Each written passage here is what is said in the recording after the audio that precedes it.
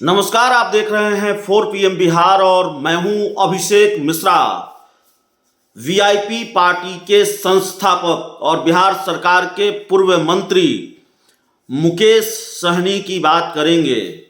मुकेश सहनी क्या महागठबंधन का एंट्री पास चाहते हैं? मुकेश सहनी क्या तेजस्वी की नजरों में गुड बाय बनना चाहते हैं? और मुकेश सहनी की एंट्री क्या कभी अब एनडीए में नहीं होगी? बीजेपी के इतने बड़े दुश्मन मुकेश सहनी हो चुके हैं।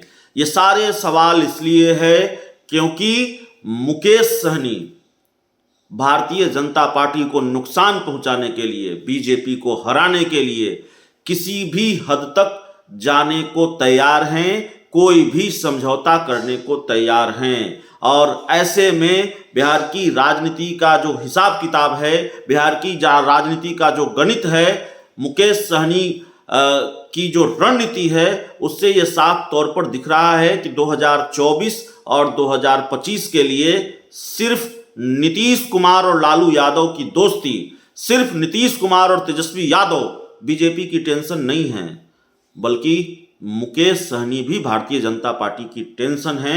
मुकेश सहनी भी भारतीय जनता पार्टी की नाक में दम कर सकते हैं, उसको नुकसान पहुंचा सकते हैं।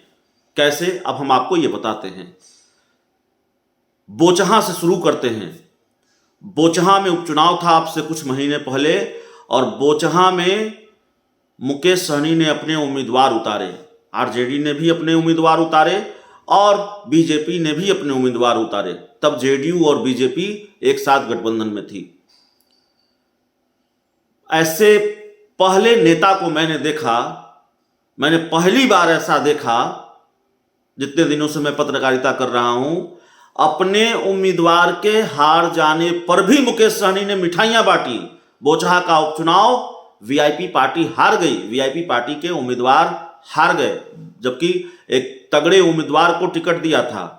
रमई राम जो इस दुनिया में नहीं है, बोचहा में उनका खासा प्रभाव रहा है, उस इलाके में कई बार मंत्री रहे, कई बार विधायक रहे, लगातार जीतते रहे।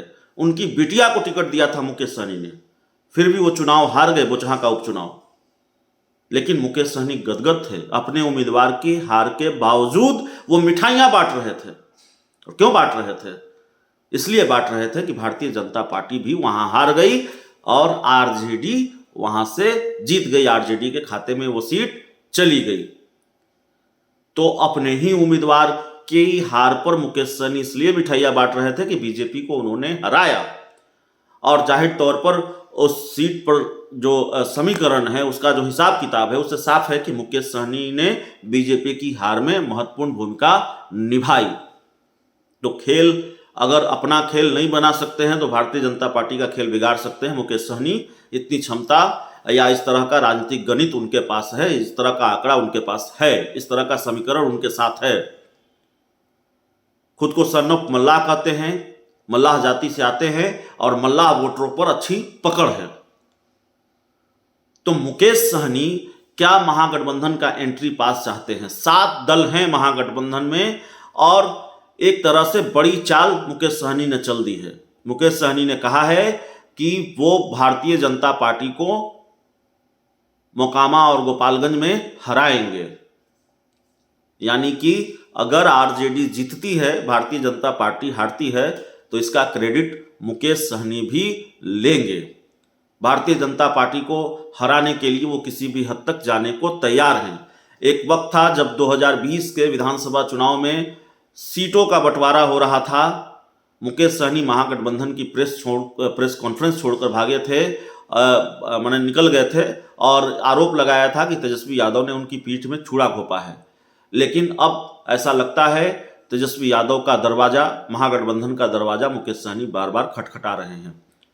मोकामा और गोपालगंज दोनों सीटों पर चुनाव लड़ने का ऐलान मुकेश सहनी ने किया था और ये कहा था कि इसके लिए हमें किसी गठबंधन की जरूरत नहीं है, हम ये इन दोनों सीटों पर चुनाव लड़ेंगे और अकेले लड़ेंगे। हमारे पास उम्मीदवारों के फोन भी आ रहे हैं, कई दूसरे राजनीतिक दलों के लोगों ने संपर्क किया है और हमारी पार्टी पूरी तैयारी कर रही है और हमारी तैयारी पूरी है इन सीटों पर चुनाव लड़ने की। लेकिन आखिरी वक्त में मुकेश सहनी ने अपना फैसला बदला। आखिरी वक्त में मुकेश सहनी मैदान में उतरने से पीछे हटे और आखिरी वक्त में उनकी तरफ से यह ऐलान सामने आया कि नहीं, हम अपने उम्मीदवार तो नहीं उतारेंगे मोकामा और गोपालगंज में, लेकिन जो बीजेपी को हराएगा उसकी मदद करेंगे।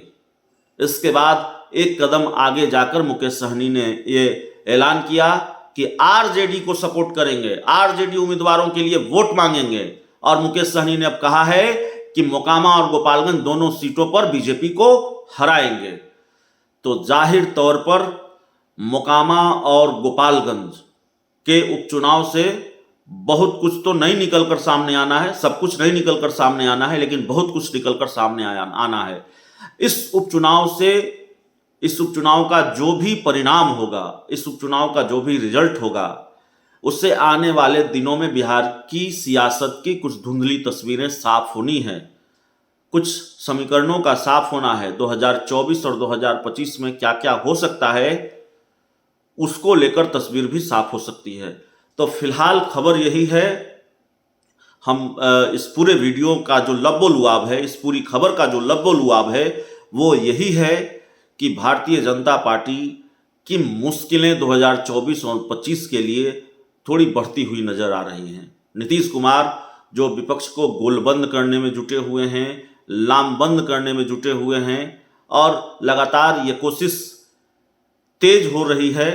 हालांकि बिहार उपचुनाव की वजह से व्यस्तता जेडीयू के बड़े नेताओं की, नीतीश कुमार की बिहार में ज़्यादा है, लेकिन जाहिर तौर पर जब उपचुनाव हो जाएगा उसके बाद ये कोशिश और तेज होगी। विपक्ष के नेताओं से नीतीश कुमार के मिलने का सिलसिला फिर शुरू होगा और भारतीय जनता पार्टी के लिए ये टेंशन है।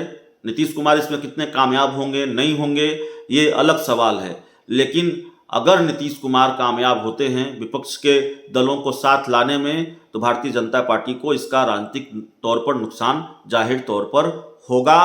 कहीं भयंकर नुकसान न हो जाए इस बात के भी आसार हैं, क्योंकि यूपी में अखिलेश यादव और नीतीश कुमार की केमिस्ट्री, पश्चिम बंगाल में ममता बनर्जी नीतीश कुमार की केमिस्ट्री तो खूब जम रही है। ममता बनर्जी ने भी कहा है कि नीतीश कुमार और तेजस्वी यादव, लालू यादव, अखिलेश यादव सब लोग मिलकर हराएंगे भारतीय जनता पार्टी को। तो एक तो वैसे ही नीतीश कुमार ने बीजेपी की टेंशन बढ़ा रखी है, मुश्किल बढ़ा रखी है।